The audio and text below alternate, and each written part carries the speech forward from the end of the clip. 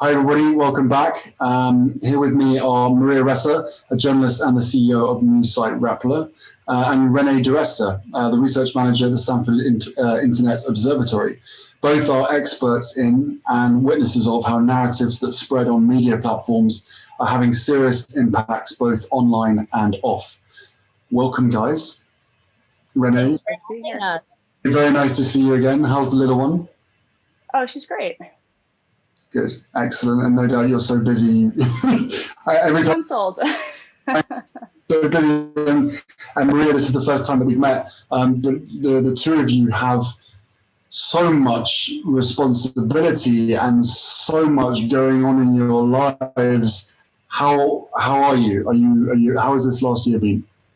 At least for me, on June 15th, in the middle of the lockdown in the Philippines, it's the longest in the world and among the strictest. But in the middle of that, I was convicted of cyber libel. It's for a crime that didn't exist when we published the story 8 years ago, a story I didn't write, edit, or supervise. And now I could go to jail for up to 6 years. So having said all of that, yes, I have 8 arrest warrants. I am fighting each case in court, and connected to what you're saying, all of these, the weaponization of the law was actually enabled by the bottom-up attacks on social media that began in 2016. And that's progressed, and we've seen the evolution.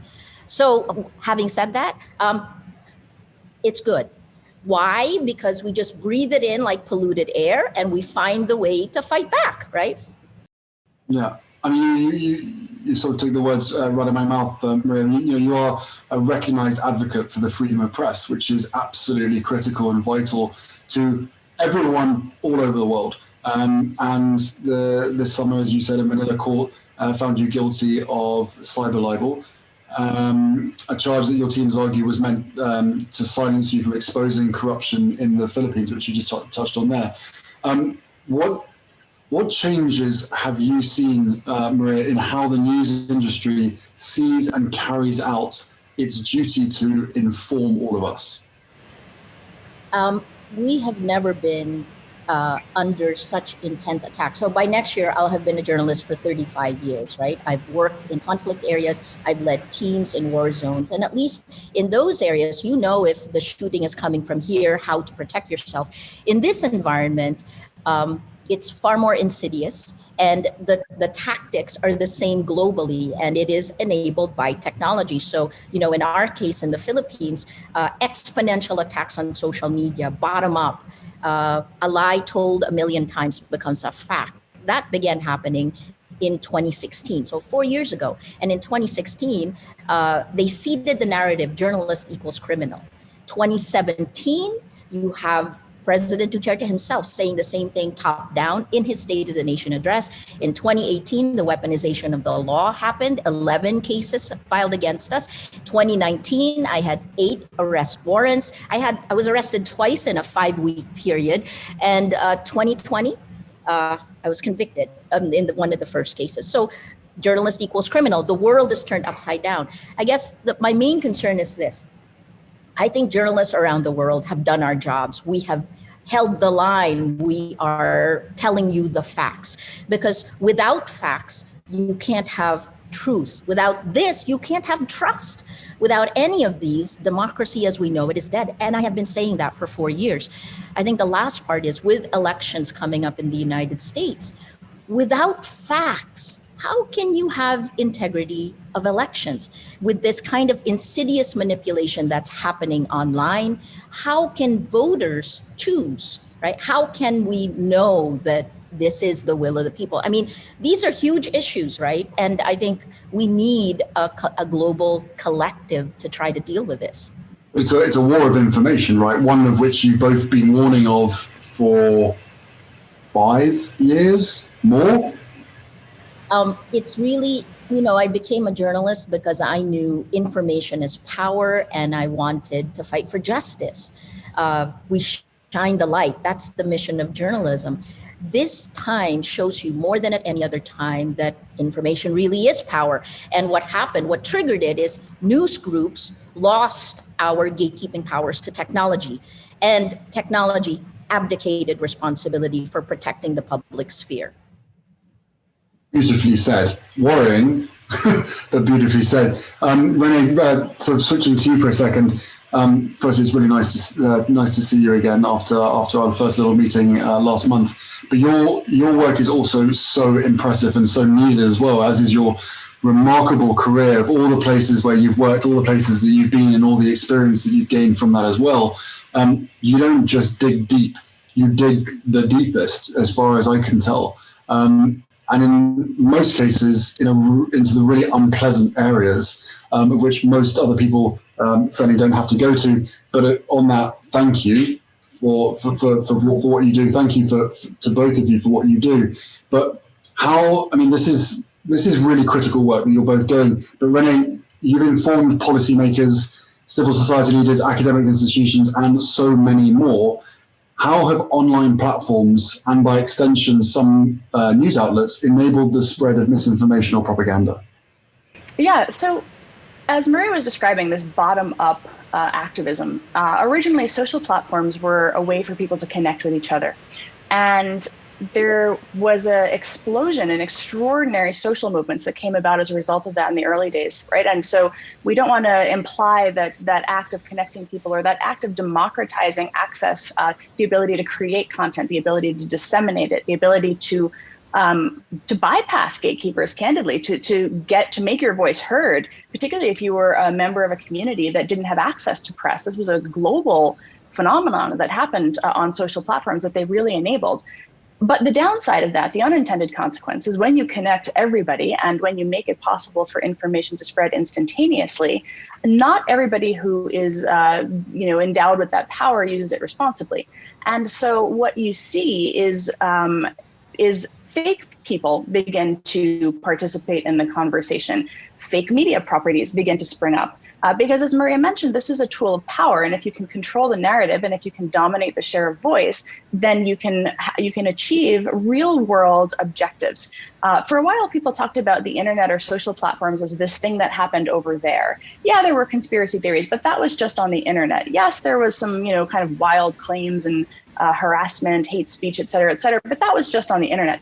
Then we began to realize the extent to which what was happening online and offline, the tools of influence, the democratization of the ability to influence, and candidly, the democratization of propaganda meant that ordinary people could have a profound impact in shaping the direction of leadership, the direction of policy, and the direction that their country was going. I think we all agree media is a huge responsibility and it is a huge power, and it's a privilege. But the moment that it gets taken out of responsible hands, then you have sort of uncharted territory, chaos, one might describe it as.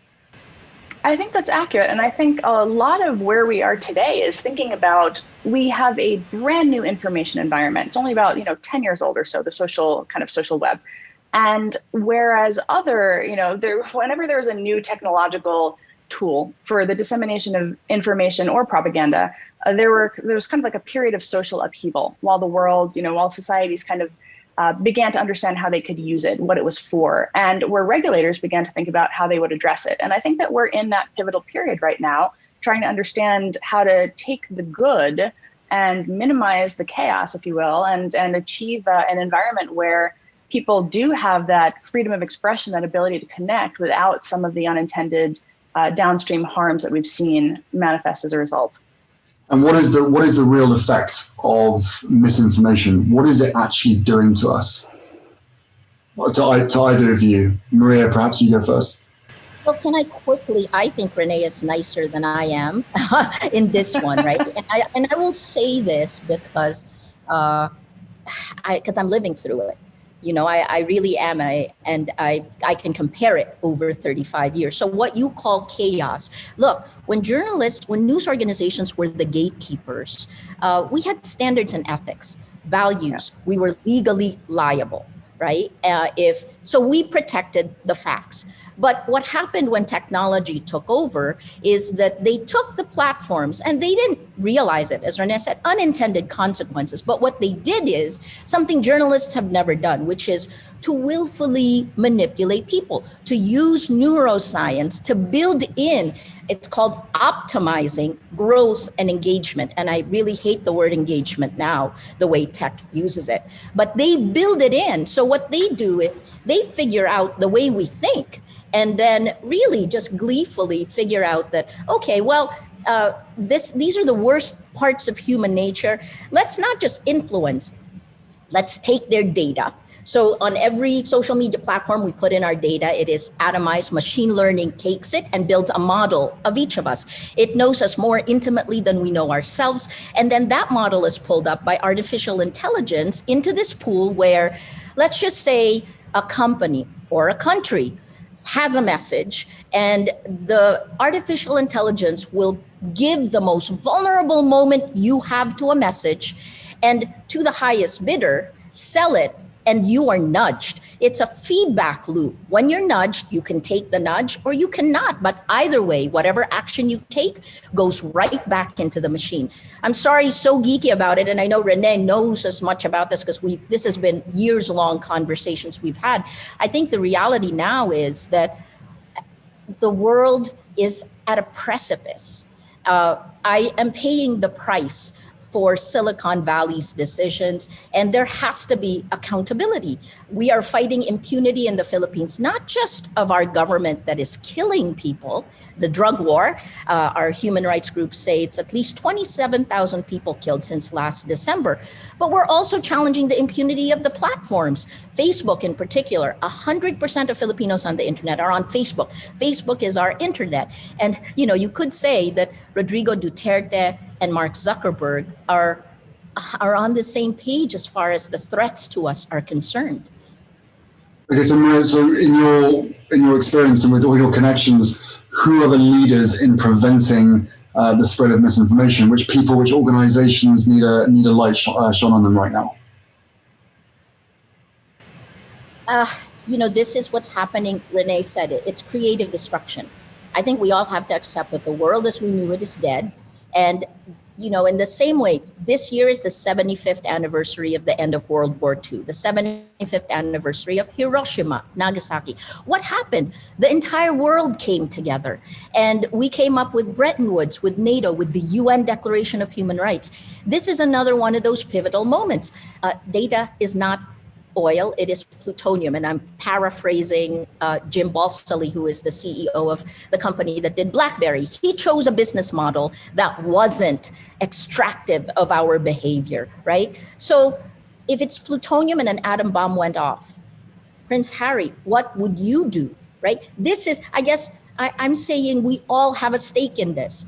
Every American going into elections, you can't just think voting is enough. You're going to have to sit and ask yourself the same question I asked myself, which is, what will you sacrifice for the truth? What will you sacrifice for the facts? And in our case, we're really called on to sacrifice a lot. And Rene, what is the way that these platforms, by what I'm hearing you say, is the way that these platforms have almost hijacked media, news, privilege, power, all of that. What is that doing to news organizations? Is there? There's obviously a huge commercial incentive here based on almost industrializing news.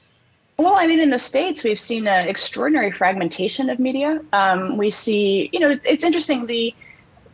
All major media properties have presences on social media as well, where they kind of participate in that battle for attention. You see headlines that are much more sensational, the actual substance of the article. A lot of the time that's because they're competing. Nobody is going, it's not like you pick up the newspaper, you're going to read it in its, its paper form in its entirety. Or even, people used to go to NewYorkTimes.com, Fox.com, CNN.com. Now people see what is curated for them. I think actually it's the combination of how the information is delivered to us in particular. Maria refers to some of the targeting, advertising targeting, incentives, and engagement.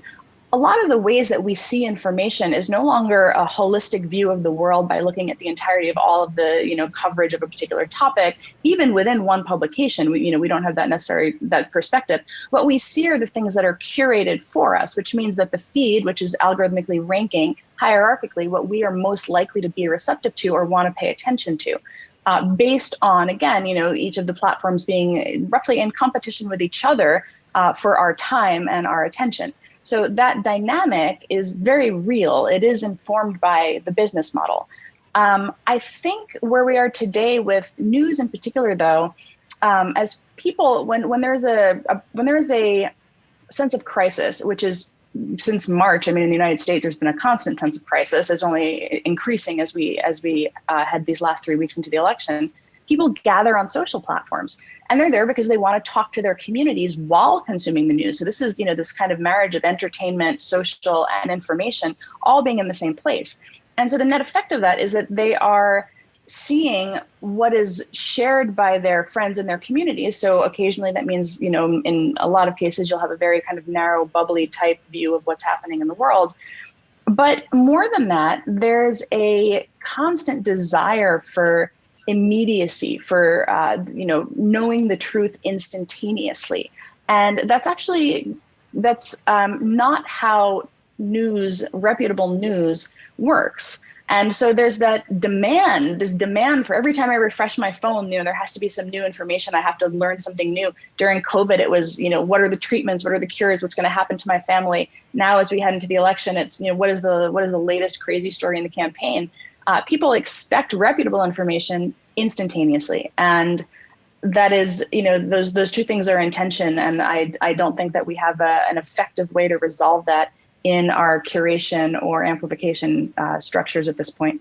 Maria, that must, as a journalist, that must be incredibly hard, because there's this competition that has now been created, where you have to get something online first, and if you don't, then you lose out by however many millions of clicks, and then commercially you lose out as well. But then surely the pressure that's coming from above to get that story online as quickly as possible, all of a sudden the importance of facts is sort of pushed to the side. So invariably there's this struggle, this whatever you want to call it, to try and to get the story first. And even if there isn't a story, 24-hour news cycle, you got to fill the space. So you got to create the news. But Harry, I would go one step further than that. I think that was the case in 2014, in 2015, when we were getting the rush to digitalization, when news was moving online. Rappler is a startup. We began it online in 2012, and we embraced Facebook. I'm just going to rephrase something Rene said, which is, think about it. This is the way I'm living through it, right? Meaning has been atomized. So everything a journalist does is torn apart into bits and pieces. And then it is the algorithm of delivery platforms, of social media, that decides the context for the sentences you write. So we're no longer in charge of context or meaning, right? And that is the problem, because when you have a democracy and an algorithm that is meant to exploit your weaknesses to keep you on the platform, when that is what determines the context of the messages you live, the messages that give meaning to your world, you're really reduced to meaninglessness. And then aside from that, the designs of the platforms themselves actually encourage us against them, right? In the Philippines, we saw ourselves, like, if you're pro-Duterte, and you can use this for pro-Trump or anti-Trump. In 2016, in order to grow the social media platforms, they recommend friends of friends. Every single social media platform uses that. And if you do that, in 2016, the pro-Duterte people grew and they moved further right. The anti-Duterte people grew their platforms and they moved further left. And it went and it went. And what's being torn apart here is the public sphere. That's why we have no shared facts. So what does that mean? No meaning, no context, or the context that is provided by an algorithm that is opaque at best. We have no idea how it's manipulating us. And then I think the context stripped away, right?